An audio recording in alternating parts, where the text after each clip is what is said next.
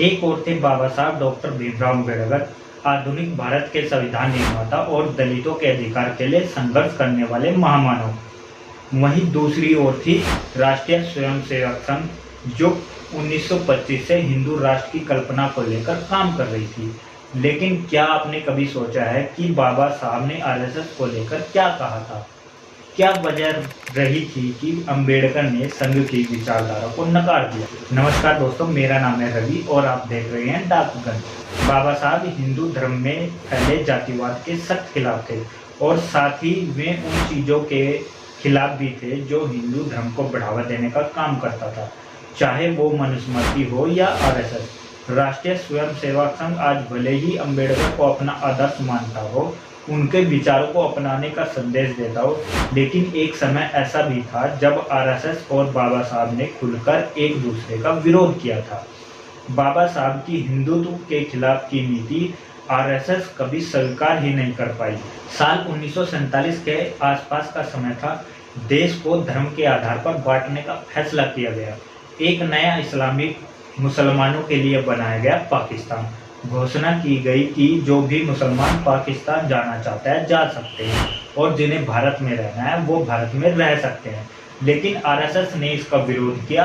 वो चाहते थे कि जब इस्लामिक देश बन रहा है तो भारत पूरी तरह से हिंदू राष्ट्र होना चाहिए। मगर बाबा साहब पहले से ही साफ कह चुके थे कि भारत धर्मनिरपेक्ष देश है और रहेगा।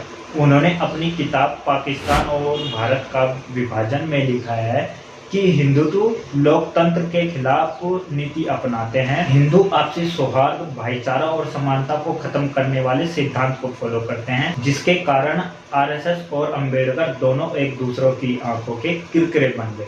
बाबा साहब के विचारों को कभी आरएसएस ने स्वीकार नहीं किया। इसका एक बहुत बड़ा उदाहरण है कि हिंदू कोड बिल का विरोध। भारत को आज़ादी मिलने के बाद देश के पहले कानून मंत्री के रूप में बाबा साहब हिंदू कोड बिल नाम का एक विधेयक लेकर आए थे, जिसमें ऐसे कई सारे पॉइंट्स थे जो उस समय पुरुष समाज के लिए नागवार थे। हिंदू कोड बिल के अनुसार महिलाओं को तलाक लेने का हक, दूसरी जाति में शादी करने का और पिता की पैतृक संपत्ति में हक देने की बात कही गई थी। इसी के साथ पुरुषों के एक से अधिक विवाह पर भी रोक लगाया गया था। इस विधेयक का आरएसएस, अखिल भारतीय राम राज्य परिषद, जनसंघ, हिंदू महासभा ने खुलकर विरोध किया था। अकेले आरएसएस ने करीब 75 से ज़्यादा जनसभाएं की थी, जिसमें नए बिल को हिंदू परंपरा और भारतीय संस्कृति पर हमला कहा।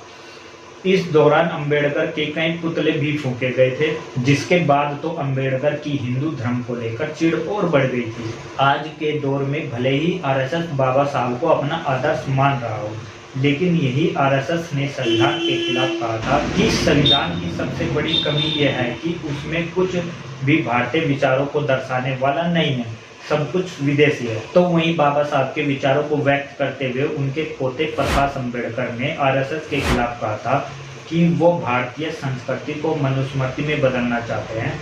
आरएसएस ने कभी भी बाबा साहब के विचारों को फॉलो नहीं किया। वो तो हमेशा से ही सवर्ण व्यवस्था को आगे बढ़ाना, महिलाओं को दबाना और दलितों के विकास के खिलाफ खड़े रहे। बाबा साहब ने आरएसएस के विचारों के खिलाफ टिप्पणी करते हुए अपने विचार व्यक्त किए थे। वो कहते थे कि आरएसएस जैसे संघ हमेशा के लिए बैन होने चाहिए। उन्हें ये समाज के लिए सबसे बड़ा खतरा मानते थे।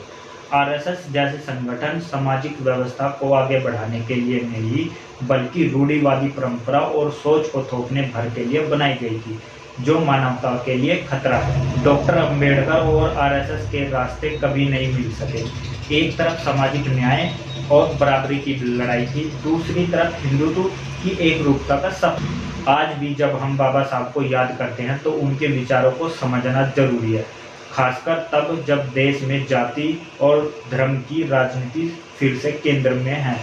अगर आप भी मानते हैं कि बाबा साहब के विचार आज भी जिंदा है तो वीडियो को लाइक करें, शेयर करें, कमेंट में हमें अपनी राय जरूर दें। और साथ ही अगर आप चाहते हैं कि आपके बताए हुए मुद्दे पर हम वीडियो बनाएं तो कमेंट में बताइए कि आप किस टॉपिक पर अगली वीडियो चाहते हैं। शुक्रिया।